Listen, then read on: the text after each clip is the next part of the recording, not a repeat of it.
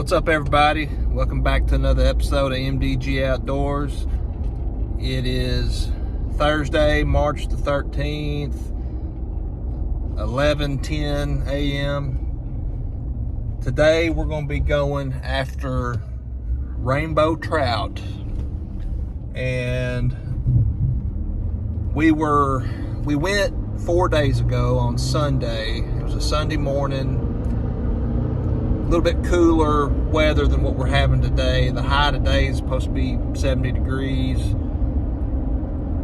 When we went 4 days ago, I think the high was only supposed to be 60 or something like that.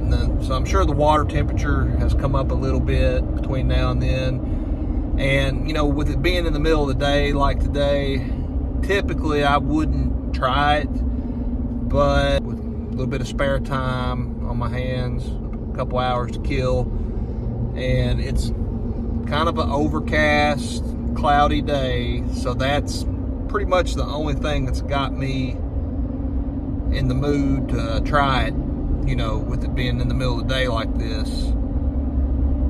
But we're going to talk about our equipment, what we're using, how we're going to be using it, and hopefully we can get up here and catch a limit. 5 fish is the limit for this lake up here. Of course, this lake was stocked back in early February, like the first week of February. And like I said, 4 days ago, we went up there early in the morning, or kind of early in the morning. I guess you'd call it late morning, around 9 o'clock. And we ended up catching about 21, 22 rainbow trout. Can't promise that I'm going to be able to do that today, but we're going to try, so stay tuned.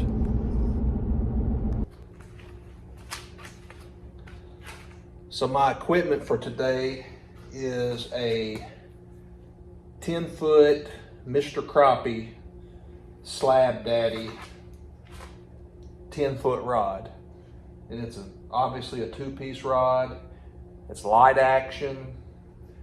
And the reason why I went with this is because with the extra long rod, you can really get that little light rooster tail out there far away from you. You can cast it much further than what you could with something like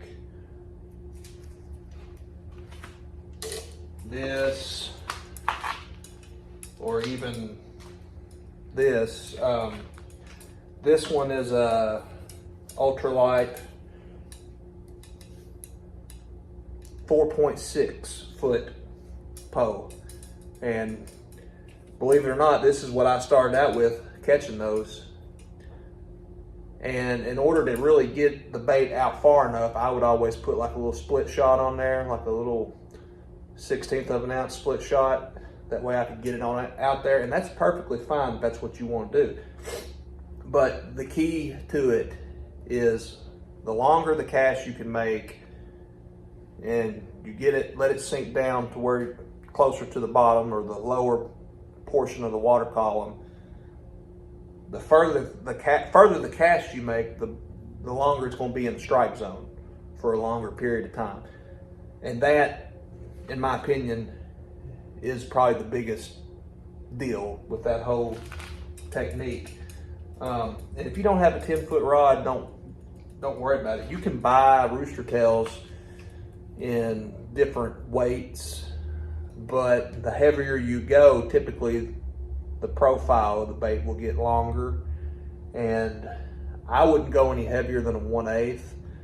I think the ones we were catching them on were 1/16 of an ounce, but I caught some on a 1/8 in a pinkish purple color. But the main two were 1/16 of an ounce.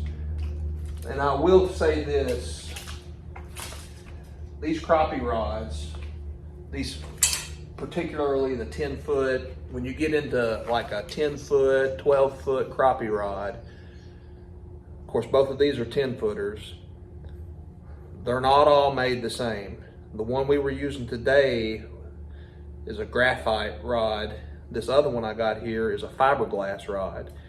And the graphite rod has a little bit more of a backbone to it. I believe that the fiberglass rod would be too limber for what we were doing, or as some professionals would call it, parabolic.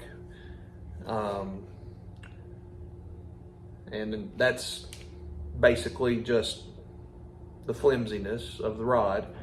You know, the graphite rod is just got a little bit more backbone to it, a little quicker action when you go to set the hook. But I mean, I still missed a few fish with this, especially the first day we went. I missed a bunch, and I missed a few with this, but it's all strictly for sport. In my opinion, you can get away with using a medium action rod if that's what you want. You just got to be careful on your hook sets and not set the hook too hard. But on an ultralight or even a light action rod, if it's a 10-footer, you really need to drive that thing home on the hook set, because I missed several of them, had some of them get off, and it's all about the sport of it and what makes you enjoy it more. And the 10-foot rod, crappie rod, is really fun. It's a really fun way to do it. It's just as fun as having a little short ultralight rod, in my opinion, if not funner. And plus, if you ever decide to get into crappie fishing and you've always been discouraged of using a 10-foot rod, this would be a good way for you to get comfortable with one. And I think you should give it a shot. Just use the graphite rod and you should be fine.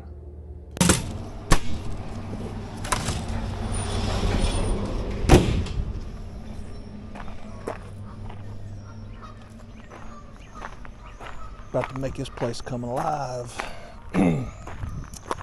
About to make her come alive, son.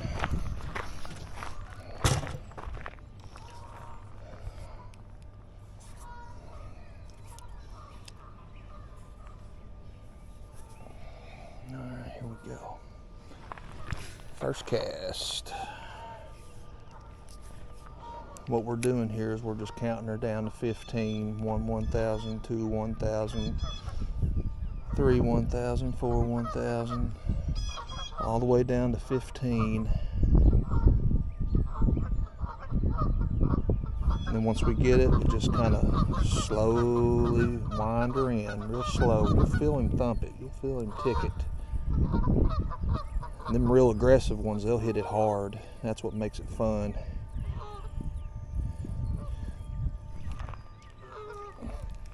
I thought I felt a little bite there, so that's a good sign.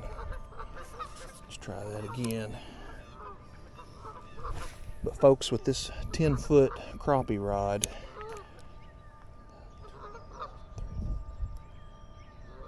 we can really zing it out there real far, and that's what you need to do. You need to get it out there far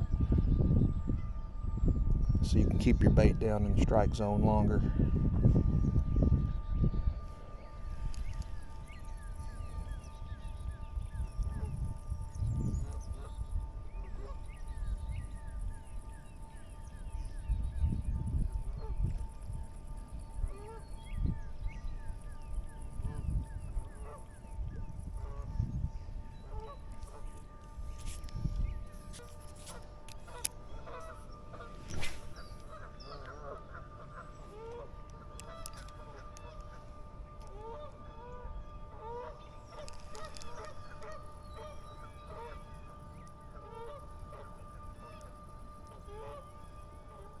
Now, if I make a cast that's parallel to the bank, not very far out, I only count it down to about 5 seconds.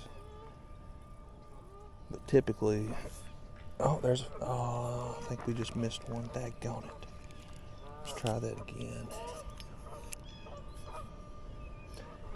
Typically, I've been just throwing straight out as far as I can and counting it down to 15. But this is more parallel to the bank type cast, so we're not going to count it down quite as far.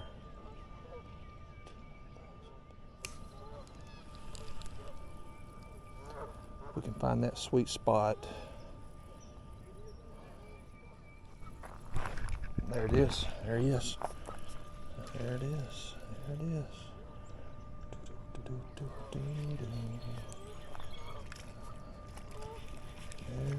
is.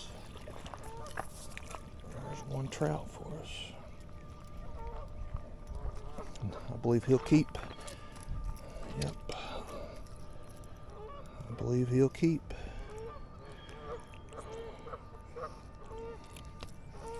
Ah, don't you do that. One of the most beautiful fish you can possibly catch. And good eating.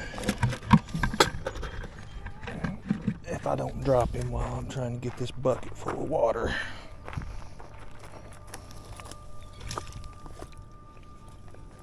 Nah, don't you do that now.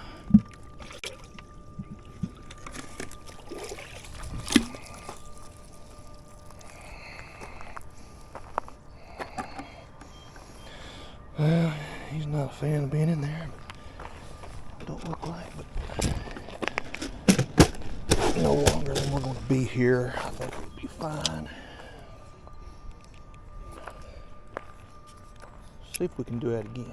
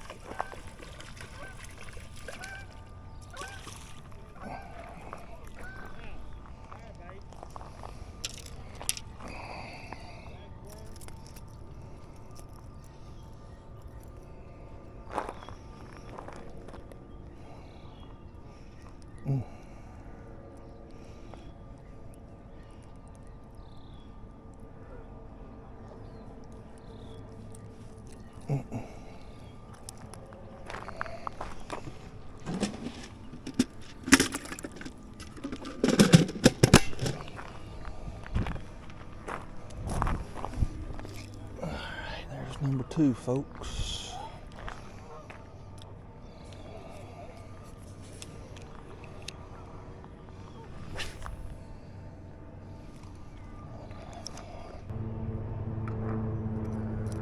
Like I said, they basically want you to give it to them. Yeah. Can't do that.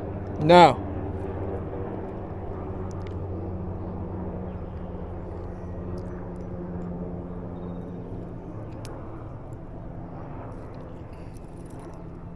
I can sell it to you at a discount, but I can't give it to you free. I'm the same way. I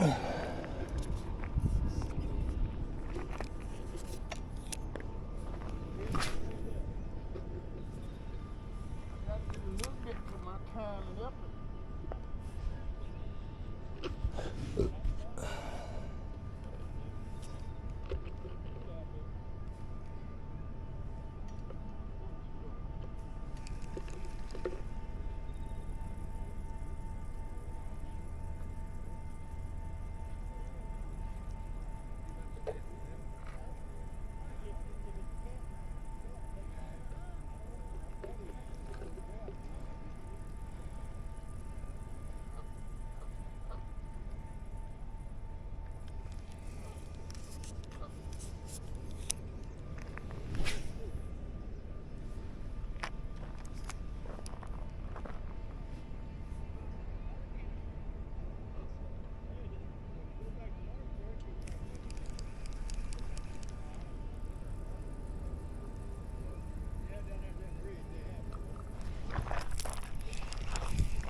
God dang it.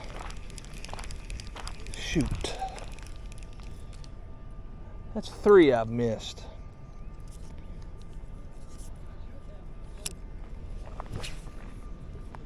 maybe 4.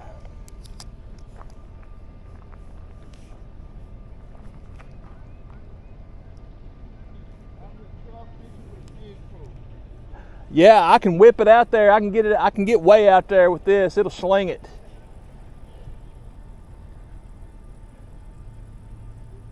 All them other guys, they're like, "How you get that out there so far?" I'm like, "Well, Tell me when you get ready to leave. I'm gonna move up there. yes, sir. You go whenever you're ready. You want me to move that bucket out your way?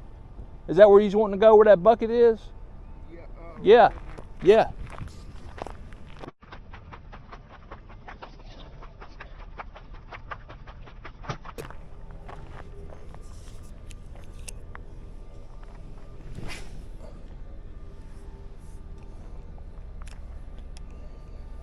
Come out there, go right up there all the time because I do well. I don't know, for some reason I just seem to do well.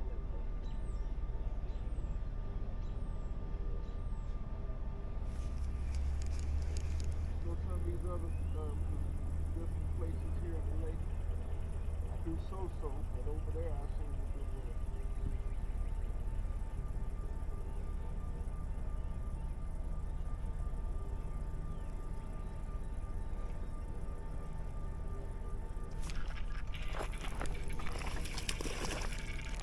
Going up here, big boy. Whoa. Hold still, hold still, hold still, hold still. Them rods hung up in the damn tree.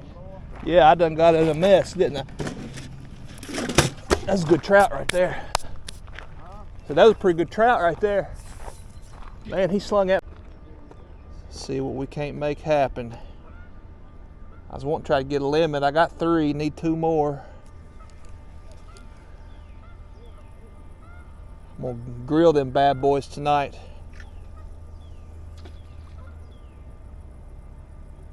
There it is. Pretty good one. No, feels like a pretty good one. Get on up here, baby.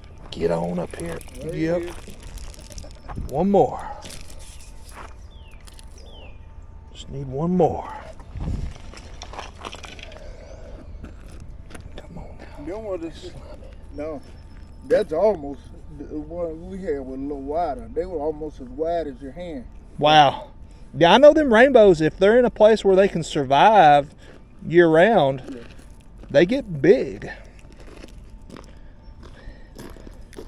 Oh, you got ugly stick. Yeah, that's my crappie, one of my crappie poles. We come out here and everybody else just had like little 6-foot rods and they just weren't getting them out far enough. And I was like, you know what, we'll fix that. I'll get something that I can sling that sucker out with. Yeah. Exactly. Yeah. I don't think they would do anybody no favors here at this lake, do you? Too many eyeballs.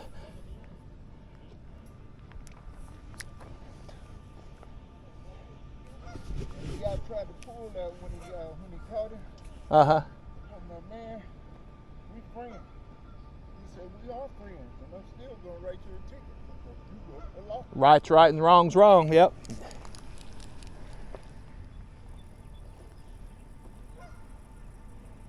go, oh man. Hey. Oh man, I almost had that one. Dadgummit. Close, so close. Try this. When you hook him. Uh-huh. Go straight up instead of at an angle.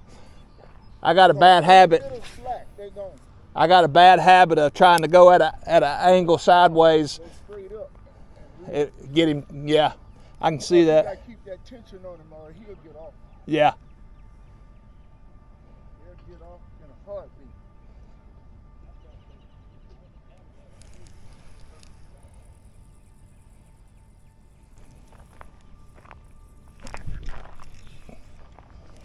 Man, there's something tearing it up right there in that spot right there. There it is. Got him. Stay tuned up, baby. Yes, sir. Good work. Good dude.